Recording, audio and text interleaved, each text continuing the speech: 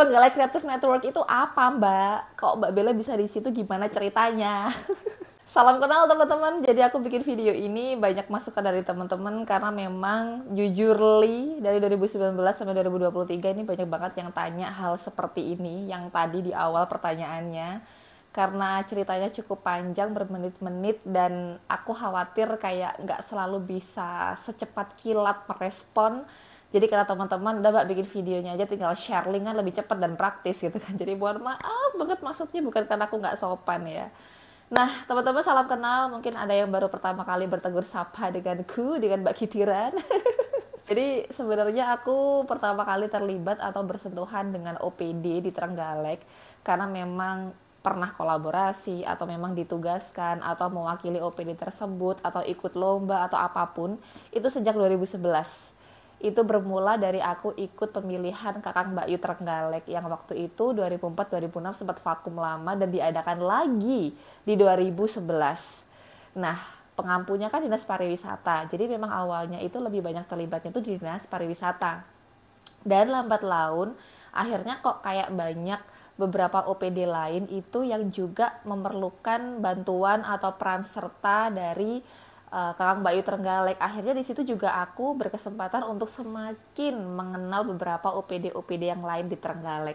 Jadi bukan karena aku PNS ya, ini banyak banget yang ngira aku PNS, tapi nggak apa-apa, itu juga doa yang baik untukku, terima kasih, amin, begitu ya teman-teman ya.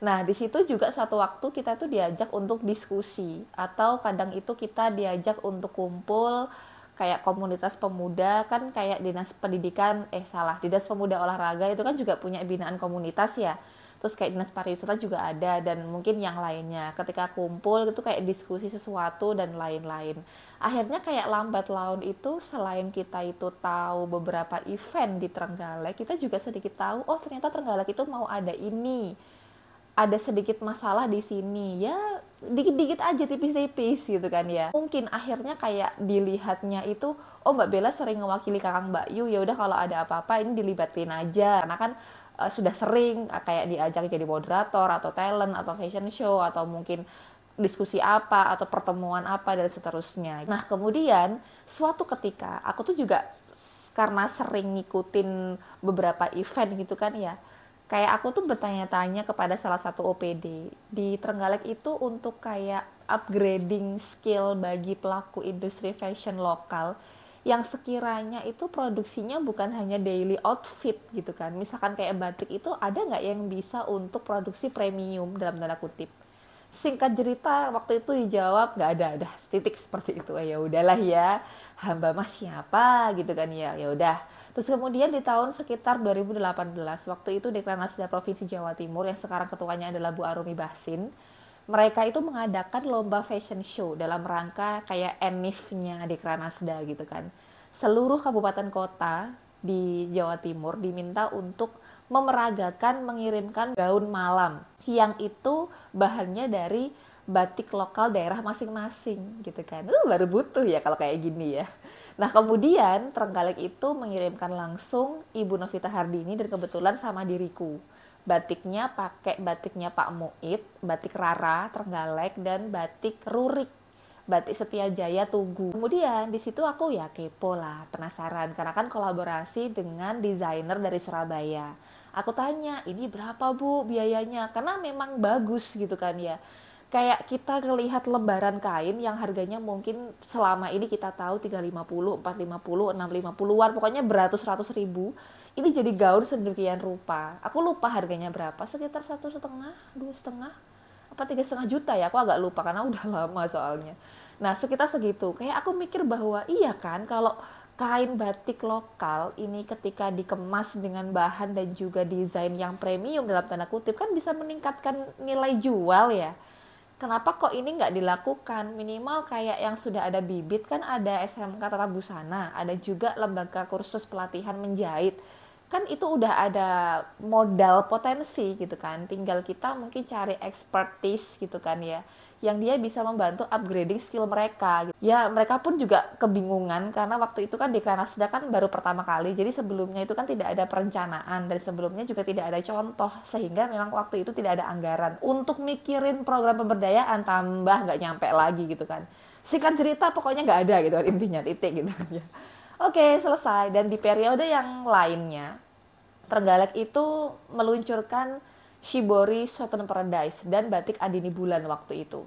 Nah, Bu Novita tuh posting di Instagram tentang cerita acaranya bla bla bla bla bla. Terus di bawah captionnya tuh ada tulisan what's next gitu kan. Nah, aku tuh kayak automatically jempolku tuh ngetik komentar, intinya tuh kayak, Bu gimana kalau selanjutnya Trenggalek Fashion Week gitu kan ya. Terus Bu Novita tuh merespon, akhirnya diajaklah ketemu diskusi lebih lanjut. Kita ketemu di Surabaya setelah aku pulang liputan dari kantor.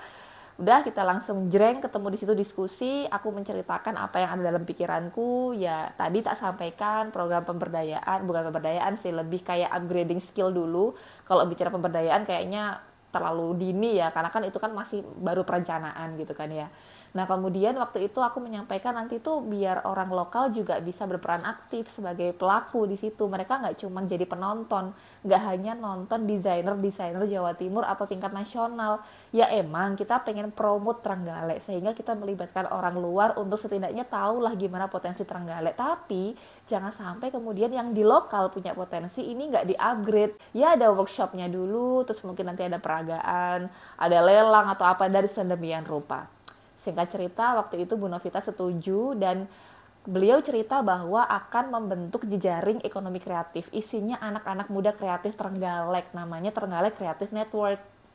Dan di situ aku juga dikenalkan dengan Mbak Hafsah dari Surabaya Creative Network. Jadi penangkapanku waktu itu, oh berarti Trenggalek Fashion Week ini kalau emang jadi direncanakan, diadakan, berarti ini nanti akan lewat Trenggalek Creative Network. Sepolos itu penangkapanku.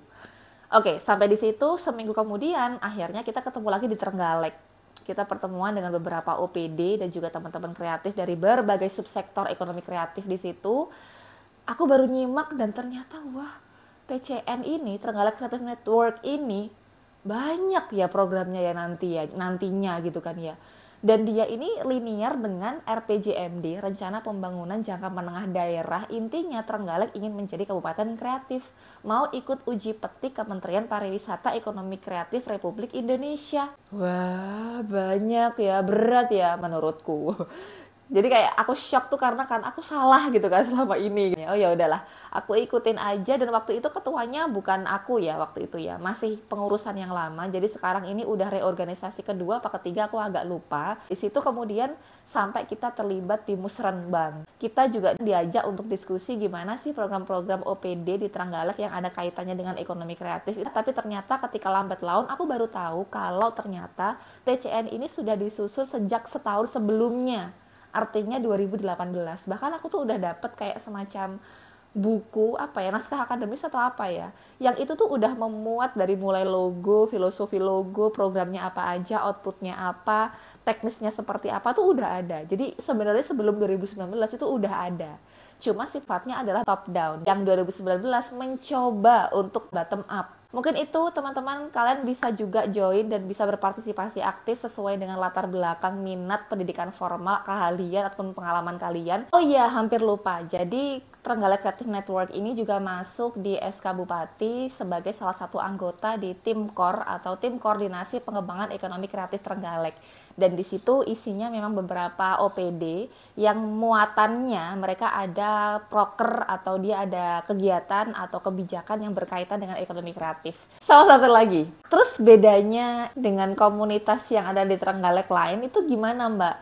Aku sendiri tuh masih ini ya, blur kalau misalkan ditanyain. Di sini itu kan pelaku kreatif yang terlibat di sini kan beragam ya.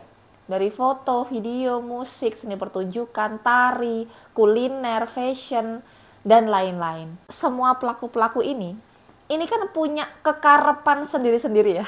Jadi gimana di Trenggalek Creative Network ini kita menjembatani antar komunitas, menjembatani komunitas dengan birokrasi, birokrasi juga dengan komunitas.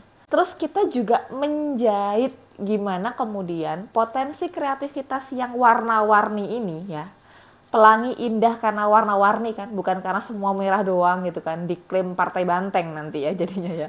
Nggak semua juga warna-warni itu warnanya biru gitu kan ya, nanti diklaim partai sebelah gitu kan ya. Kan warna-warni ya, nah ini menurutku susah.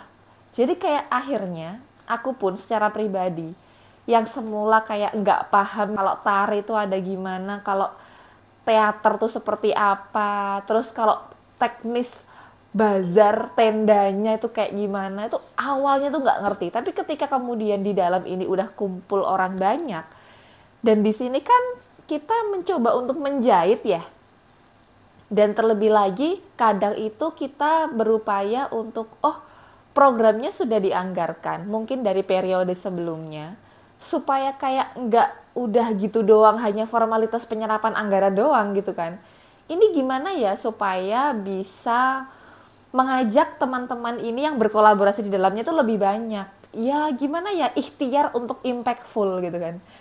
Jadi kayak aku sendiri tuh belajar banyak hal. Kalau kita gabung di komunitas yang A gitu kan ya, ya udah dia kan bidang minatnya kan A itu aja, yang diomongin ya A itu doang gitu kan. Sementara di TCN itu yang dia omongin itu bakal A, B, C, D, E sampai Z balik lagi ke A gitu kan ya. Ya, ya gitu. Mungkin itu ya teman-teman ya. Kita ketemu lagi kapan-kapan, kalau ketemu aku di jalan atau ketemu di mana gitu bisa disapa. Pokoknya jangan dijambak ya. Kita ketemu di next event yang ada di Trenggalek atau yang ada di manapun.